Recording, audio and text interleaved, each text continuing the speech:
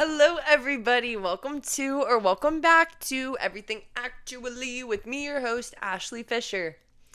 Very quick episode today because didn't plan on recording, but I was like, we need to. And I'm inspired, and this is what we're going to talk about because I thought about it a little bit earlier, and then it came back up in a TikTok. So I was like, okay, well, now we're definitely talking about it. Hopping right on into it. First quote is, what you're not changing, you're choosing. I actually don't even think I have more. I think that is the quote. That is the motivation. What you're not changing, you're choosing. In the sense that if you're saying, oh, I have such an awful love life. I hate my job. I hate the city I'm in. I have an awful relationship with my family. Now if I tell you, okay, why do you choose to have an awful relationship with your family? Why are you choosing to have an awful job? Every time I mention the job situation, I understand it's if you need the money, which transfers into another great point. If you need the money, take it then. Your decision to be in this awful job is not necessarily a poor choice. You didn't make a bad decision when you took that job.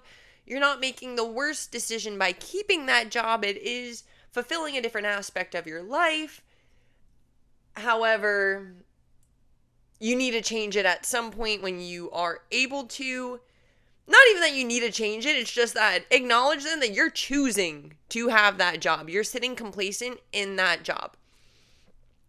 Another funny point, which is why I paused for a second because something clicked. My brain works like a spider web, I feel like, in the elementary school sense. I'm pretty sure it was called a spider web or like a mind map, whatever it was, where there's like one ball in the middle. So it'll be like today's podcast episode.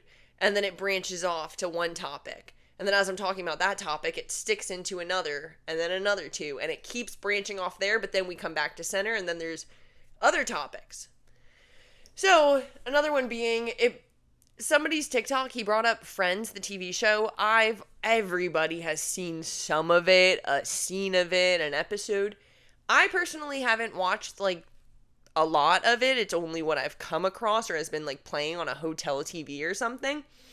But the point of the TikTok was him saying that everybody in their life, I think everybody knows, even if you don't know much about the show, it's just a group of people. I'm pretty sure that it starts in their early 30s or mid 20s earliest, but about like early 30s.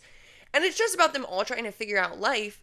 And his point was that one of the most accurate things in his opinion was that everybody in the show has something going good for them and something not working out the way that they'd like. So, for example, he goes, Chandler has a lot of money. He makes a lot of money at his job, but he hates his job. At least I'm sure at some point in it, whatever. And he says, like, they're never all, like, dating somebody at the same time. They're never all happily in a relationship. So it's, like, there's one person who's making a lot of money, but they hate their job. There's one person who's very, very, like Phoebe, she's very, very happy, but she has no money.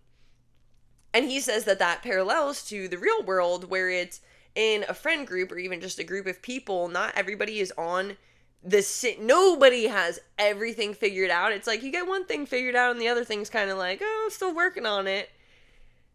Which I don't even really want to tangent further into that because it's like, I like to believe that you can have everything, but I understand that like this time period in people's lives, it's more common to not have your love life, your financial situation, all of your other relationships, your living situation, everything figured out that it's perfect. Which is why sometimes I hear that like your 30s, your 40s, like later in life is better because you don't need I'll finish this thought and then go on to the next one. But it's like you don't have to second guess anything. It's like my parents, for example, they're married. They have their kids who are now like, you know, in college, out of college, getting more on their own. They already know where they're living. They already have money. They know their career path. So it's like more a sense of stability as you grow older, typically. which I feel like is why some people are like, oh, not your 20s are the best years of your life. Your 20s are fun. I'm 22. I can't say much, I can base it off of my teens and like my 20s, you know what I mean? And people are like, oh, the 20s are the best years of your life.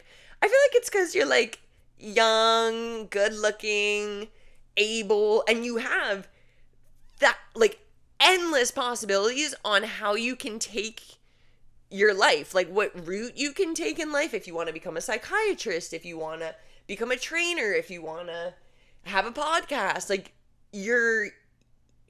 I want to say you're young and you have all of that time to try new things and decide, whereas you figure when you're older you don't have as much time.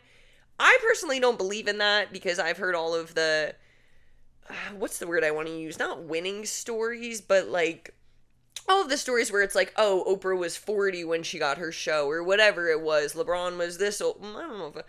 Basically, there's a bunch of really successful people that didn't get their start until they were 40, 50 plus, which people commonly think like, oh, in your 20s is when you need to make it in your 20s or you're not going to make it, which I need to hear. Because I feel like at this point in my life, I should be doing so much. I should be working towards something. But going back to the friends idea, I want a lot of money, as I think a lot of people do. However, I'm at a point in my life where my happiness is more important to me. So if I'm going to choose between two jobs, one of them where I'm crying miserable every day but making a fat check, versus the other where I'm making enough to pay rent, enough to get groceries, enough to have fun on the weekends, but it's like I'm not bawling, I'm going to choose the option where I'm just making it by with money so that I could still live my life and enjoy my time, because I would rather sacrifice having money than I would sacrifice being happy and having more free time to do what I want to do in my day-to-day.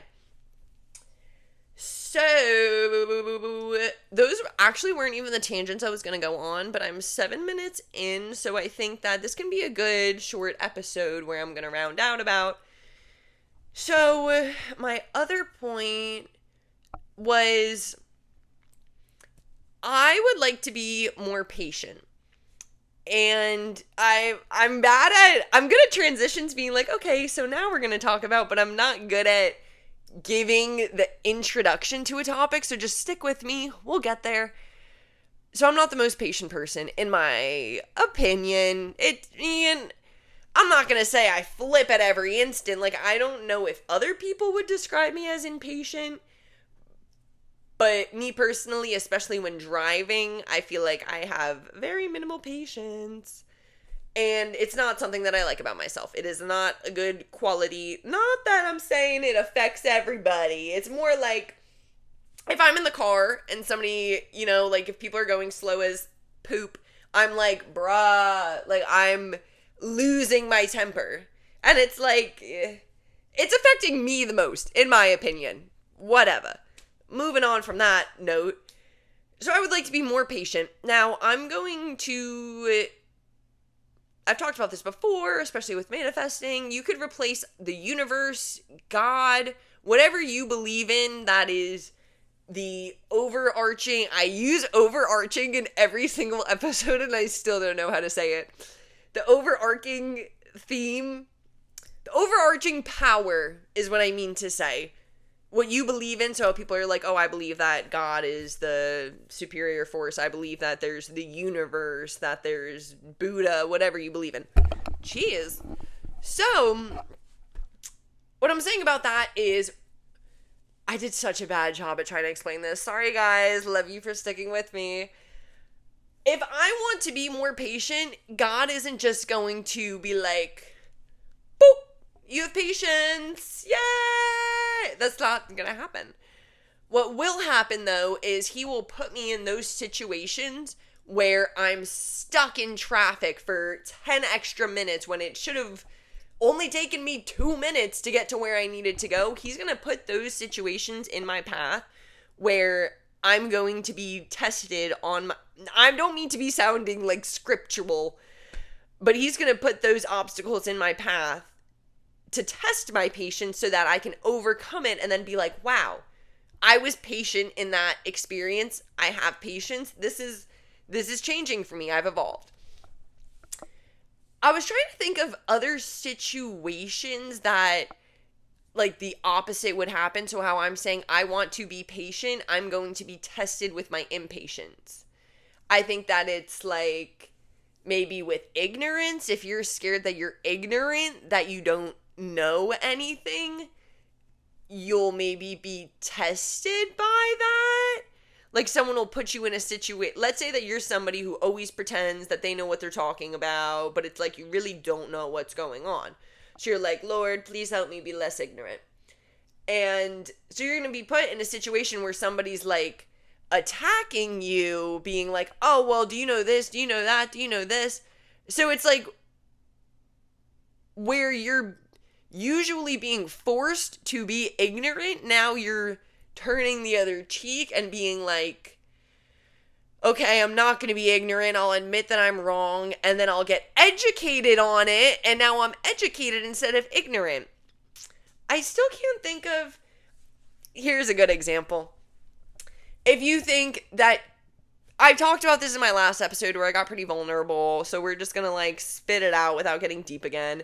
If I think that I'm weak, if I think... I don't want to say emotional, but like just weak. When I'm confronted with something, I like get scared, I cry, whatever happens.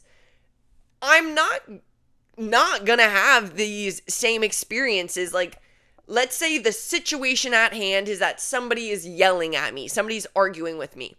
These are the situations where typically I feel weak and scared and emotional, and I resort to those same habits. When I'm confronted with this same experience, again, this is my chance to rewrite the script and say, okay, I'm not like this. I'm going to stay here. I'm going to find a better coping mechanism, and I'm going to get through this. And as everything is, when you're going through it, it seems impossible. You can't see anything, but then you get out the other side and you're like, I did that. I handled that. I am no longer an emotional, impatient, sensitive person who can't do hard things. Sometimes I say things and I'm like, I don't mean that. I feel like if you're emotional, like, you don't need to change yourself to not be emotional. But point being of the story is just that usually when I'm confronted with hard things, I am very easily able to just be like, I can't do this. This is hard. This is too hard for me. I can't do it.